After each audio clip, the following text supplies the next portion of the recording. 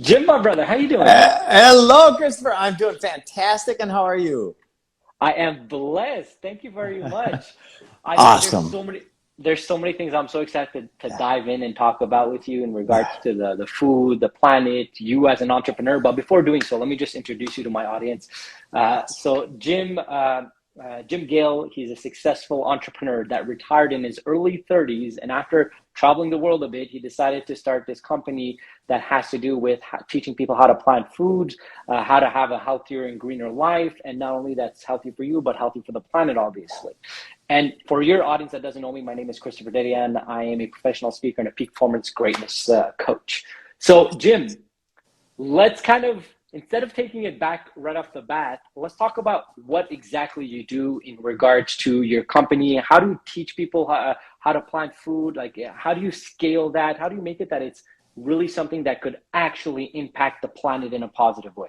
Oh, gosh, those are great questions, and those are the questions that I have been obsessed with for 15 years. And at the accumulation of all the asking questions, our company, Food Forest Abundance, designs and installs food forests around the world. We actually launched about 11 and a half months ago. In fact, Earth Day will be our 1 year anniversary.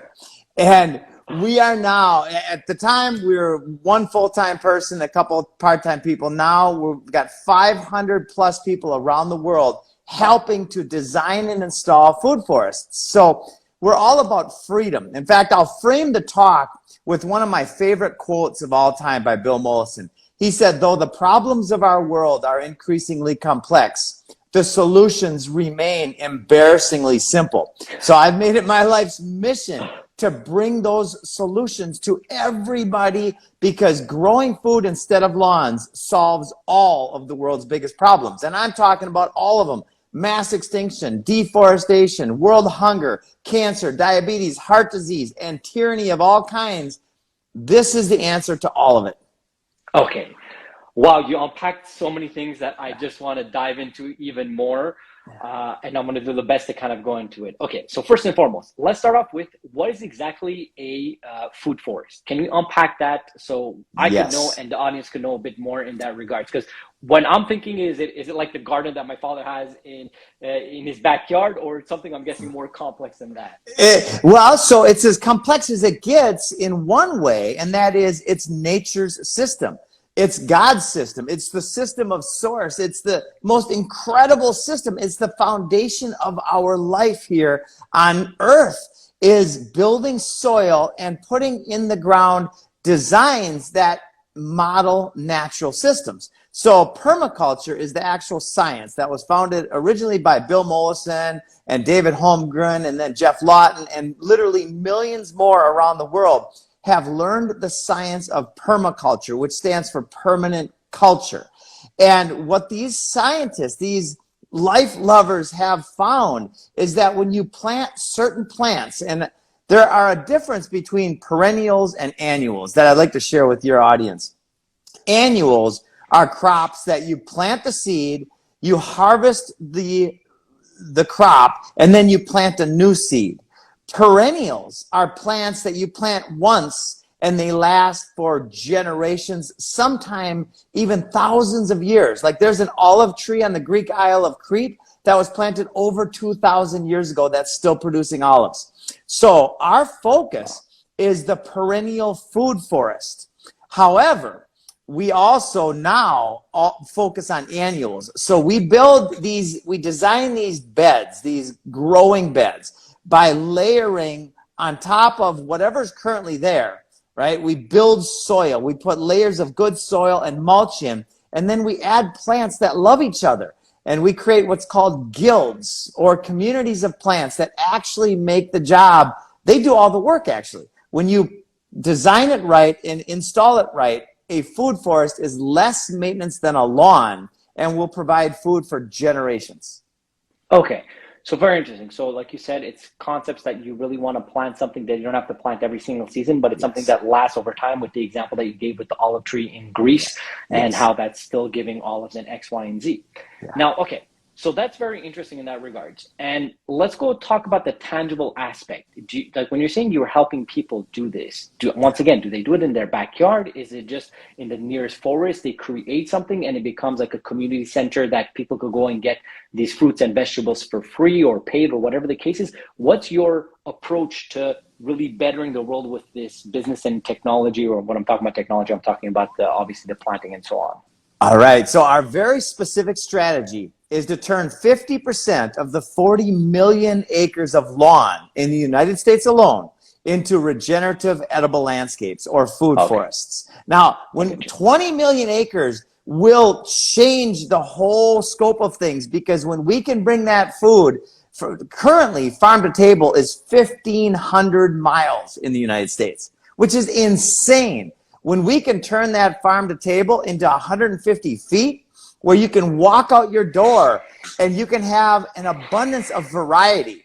And this is so important because what we do is we put diversity into systems. Diversity is the answer where monocultures and monocrops are the problem. Because of monocultures, they need poisons. So poisons are the biggest problem in our world right now. When we can take out the poisons and put diversity in, then we solve all of it. Okay. So very interesting. I love the aspect of like, okay, let's stop with the lawns or diminish it as much as possible and utilize it for something that's extremely useful, which is food for us. Now, once we're scaling to a level like you want to scale in your goals, where does the big corporations, the food corporations come into play? Because I am sure that they're not going to like that the world would have this ideology, because for them as a business, money's not going to be coming in because it's going to be more accessible. So how is this possible to happen? Because I'm all for it. I truly love, and I taste the difference. Like I said, I'm gonna use my father as an example. When he gives me tomatoes when they're ready in September, they taste completely different than the ones that I buy at the groceries. And it's normal, like you said, because the ones that come from the groceries coming from other countries and whatever the case is, towards the one that's getting from the garden is legit a couple of feet away from us. So how can we change the approach of the industries, which I think is the main thing, so we could really utilize this technique in a more vast way, if that makes sense? Well, like Buckminster Fuller said, forget the old, let's create the new paradigm. And Victor Hugo said there's one thing stronger than all of the armies of the world, and that is an idea whose time has come. This is it. When we simply, and even from religious perspective, the Garden of Eden is not a utopian fantasy. It's the most logical thing we could do, is to create this wellness locally in regenerative ways that actually build soil. So basically it's the simplest path to freedom that after 15 years of obsession that I have come to, and now the team, people are seeing it. So we actually have nonprofits that are joining us, like the Fruit Tree Planting Foundation with David Avocado Wolf. We're going to be working with his foundation and receiving hundreds of millions of dollars over the next couple of years and putting it directly into food, going into public areas, parks, and schools. Like I'm a teacher. So when we can teach the kids how to grow food and teach them the value, now every food forest by its very nature becomes a nursery. And the food supply chains are in big trouble, as you know. So what is the solution? We start with annuals and perennial food forests on all public and private property, and we literally transform the world in a very short amount of time. I love that. I love that. Yes. Just like you said, even in parks, to have that accessibility and teaching it to our youth, and that making it into a reality.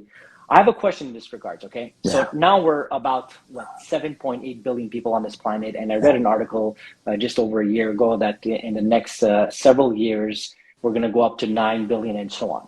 Now, why am I saying this? Because they were saying that there are some obviously situations that comes into that, housing, accessibility, more people, so on and so forth, but food is a huge part. And we're talking about a concept of, instead of farming horizontally, but farming vertically.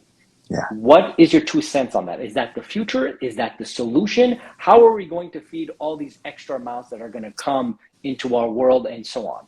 So there are examples all over the world where people on a 1/10 to a 1/4 acre are feeding their whole family, not just any food, but the best food, food that is grown without poisons. In fact, Dr. Jane Goodall, one of my heroes, said, we shall look back on this dark era of agriculture and shake our heads. How could we have ever believed it was a good idea to grow our food with poisons?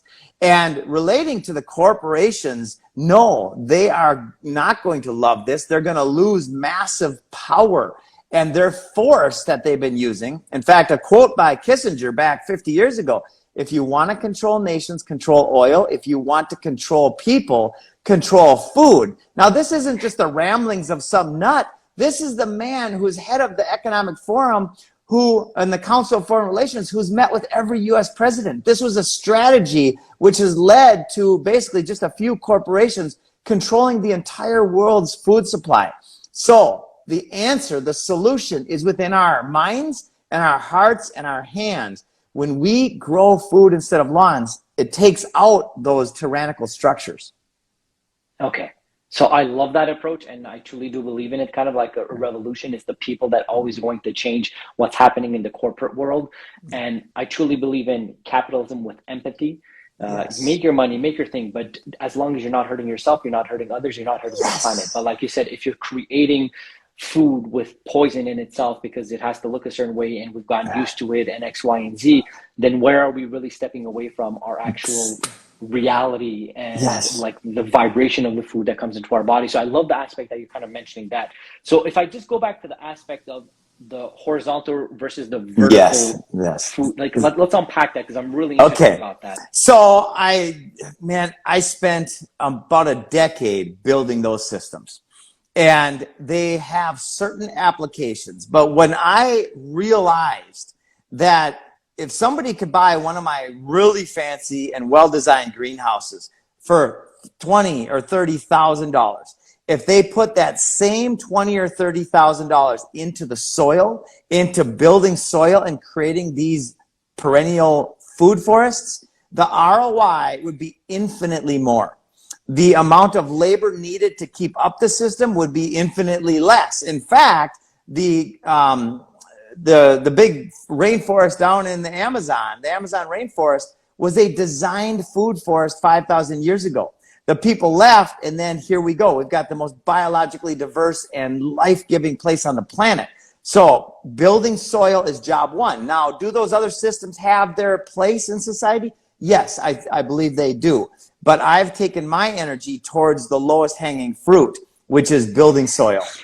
Yeah, that makes sense. I think it's a question of not this or that, this and that conversation. So but utilizing both at a very high level. Now, let me ask you a bit of a, let's call it a selfish question because I'm really intrigued about this. So for people who live in condos, in apartments such as myself, and don't have access to a beautiful yard and so on, but they have a balcony, what would you suggest for us to plant on our balcony? How would you go about it? And what would be certain foods that you'd be like, yeah, let's plant these ones compared to the other ones because this one, you're going to be able to have more for your dollar, more for your health and whatever. Like, what would you suggest in that regards? Well, I'd suggest planter boxes and microgreens. In fact, my favorite foods, whether it be in the north, I'd do potatoes, and maybe in the south, sweet potatoes, and then microgreens. Because potatoes have helped millions of people avoid famine.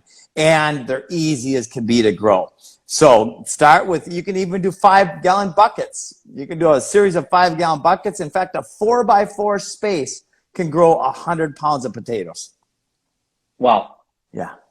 Okay, so you're carved out. Okay, so that's really interesting over there. So potatoes would be one thing, and you did say what did you mention? Microgreens and sprouts. They're so simple. So you can buy these microgreen seeds all over online, and it's basically the harvest when the plant is still only a couple leaves. So the plant's usually between like 4 inches and 8 inches.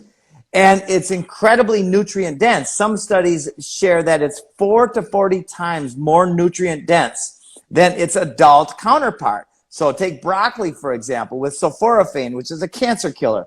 You eat broccoli microgreens, and it's going to be like 1 ounce of microgreen is going to be like getting 10 ounces of adult broccoli. Okay, very interesting. So it's a type of fruit that you pick or whatever. Yeah. Okay, very interesting in that regards. So Jim, we kind of jumped into the food stuff and the planting because I was really intrigued and I still have like a lot more questions. But I want to take a step back to you as an entrepreneur when you decided to build your own mortgage company and then you succeeded quite well. And then in your early 30s decided to retire because you had placed that as a goal and Yeah. then kind of travel the world.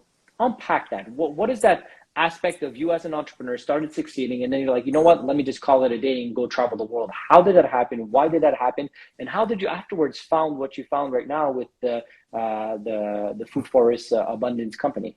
I love it. I'll start with this idea of creating a compelling vision for yourself in the future. That's the first thing. That's the catalyst for success for me. My coach in wrestling when I was 19 had everybody on the team write their goals. And for the first time in my life, I sat down and I thought about myself in the future in a strategic way. At first, I'm like, oh, I don't want to deal with pen and paper because I never liked school much. And when I started writing about my future, something happened where I entered the scene in my mind. And I wrote that I wanted to be a 4-time All-American and national champion.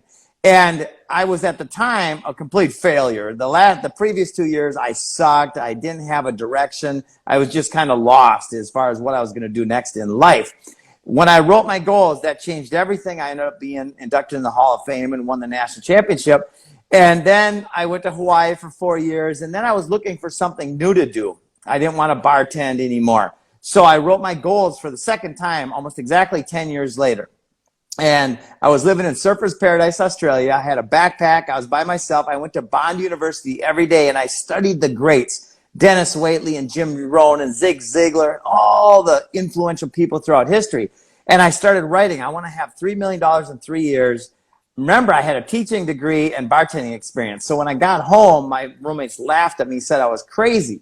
They even used some extra words in there, said I was effing crazy. And they actually got mad at me. And this is something that you out there listening, when you start visualizing and seeing yourself in a more compelling way, the people who you're currently resonating with are going to have a disresonance. It's going to be like, Mm-hmm. wait a minute, I don't see that.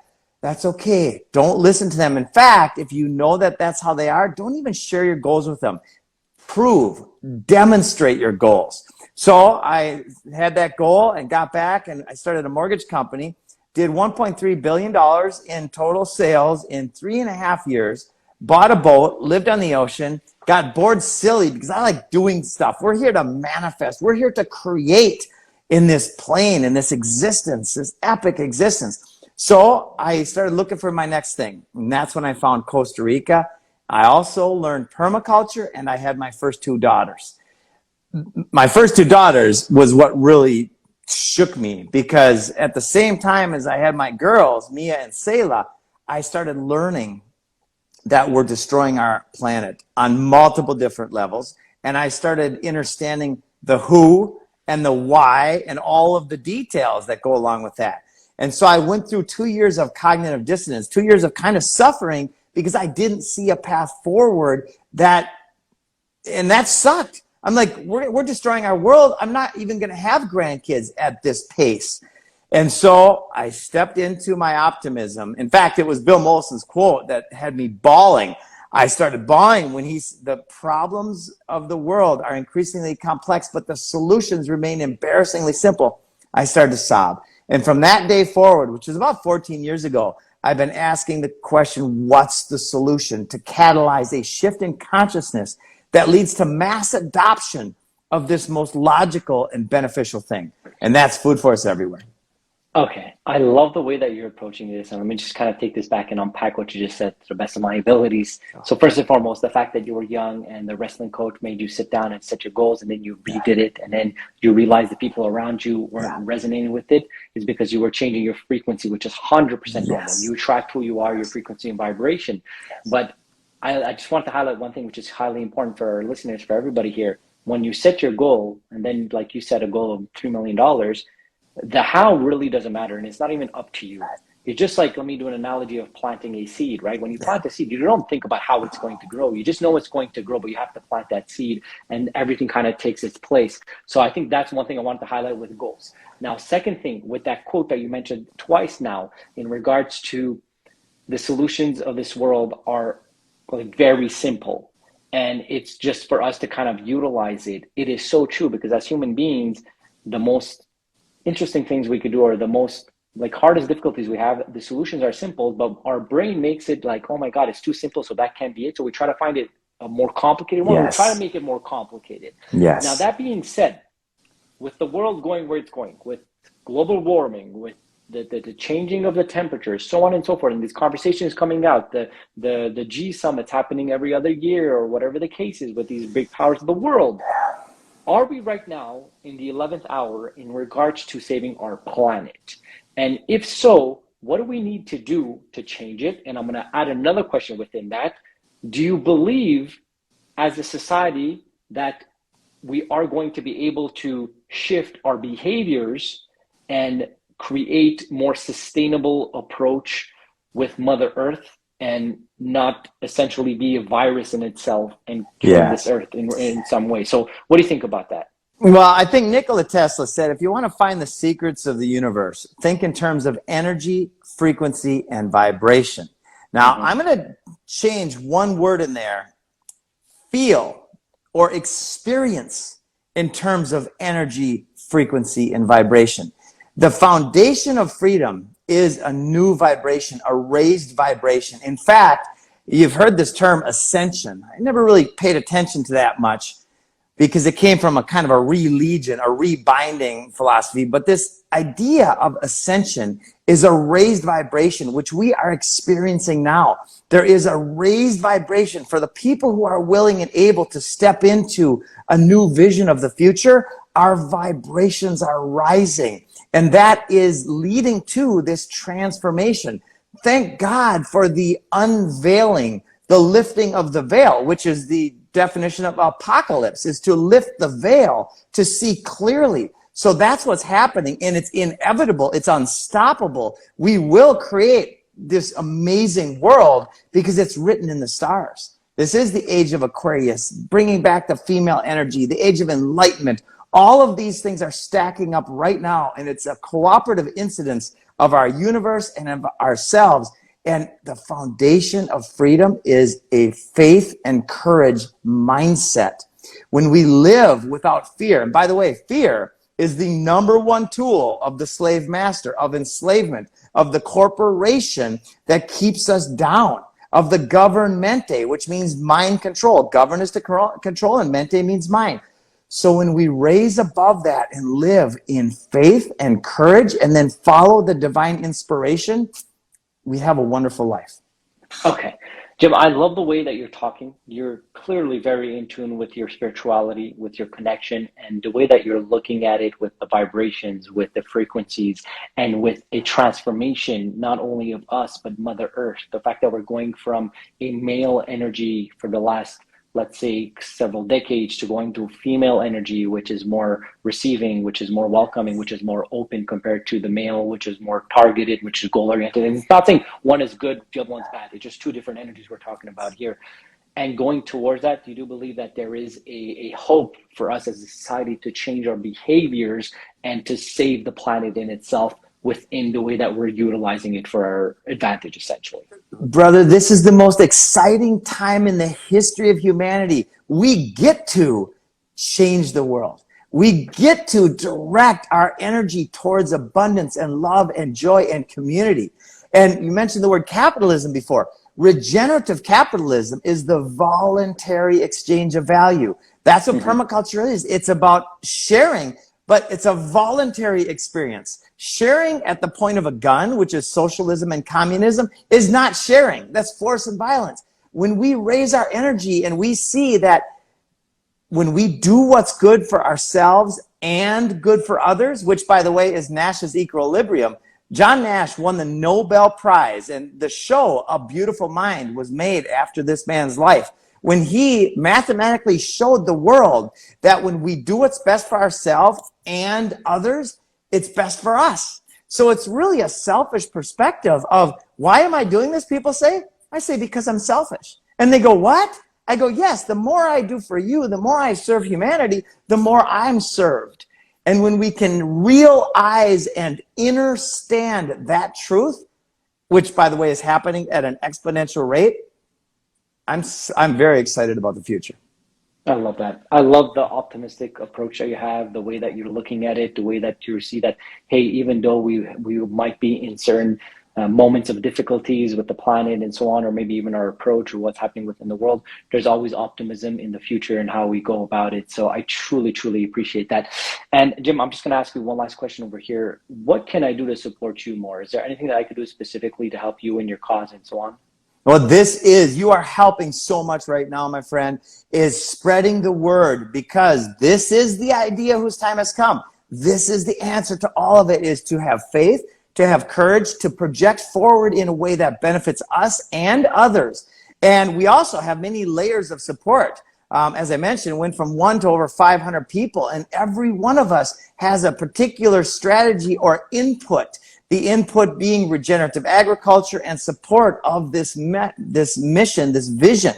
So spreading the word, and also regenerative capitalism. We have an abundance community that we pay for people. So if somebody gets a lead, brings in a customer that gets a food forest, that gets a design, then we pay for that, because it's the voluntary exchange of value. And our network loves paying for value. I love that. I love that. And I just want to thank, first of all, for your time, which I'm going to talk about in a second, but as well for everybody that's on and they're just writing amazing messages. I am reading a couple of them over here from Moon on Wellness, saying that, it's very important for us to understand the aspect and the awareness of our energy as it is the healing force and the creation behind it. So thank you for sharing that. And Jim, like I said, brother, before we kind of part ways over here, where is the best place for our listeners to connect with you if they're interested to learn more about it, or if they want to start just within their own lives as well? Yes. So there's a couple things. If you would like a food forest landscape design for your yard, anybody out there, get a hold of us at Food Forest Abundance. And please mention where you heard of this, because we want to support Christopher for his work in helping spread the message. So if you want to be in the business of helping people grow food, oh my gosh, it's the best, most important business in the world right now. The food supply chains are collapsing. And this is by design. So let's solve the problem by helping people grow food locally. So if you'd like a design, or you'd like to be in the business of supporting other people, then get a hold of us at foodforestabundance.com. Love that. Love that. And everything will be in the show notes below. And I'll tag, obviously, your social platforms as well, so they'll be able to connect with you there. So, Jim, once again, thank you very much. I truly loved, and it was so obvious that you have a massive passion about this. And it's just the way that you're talking about it, the way that you approach it, the way that you see the world in this regard is very much in line. And I'm actually going to do a better job of what can I plant, even though I'm in a condo, I'm going to think about it and so on and so forth. So if there's that win, I'm telling you that's a win. I'm going to look towards that as well. So Jim, thank you very much for your time. Keep on your amazing job. And if there's anything I could support you with, don't hesitate. Oh, thank you. Thank you, everybody. Let's grow some food. Have a great one.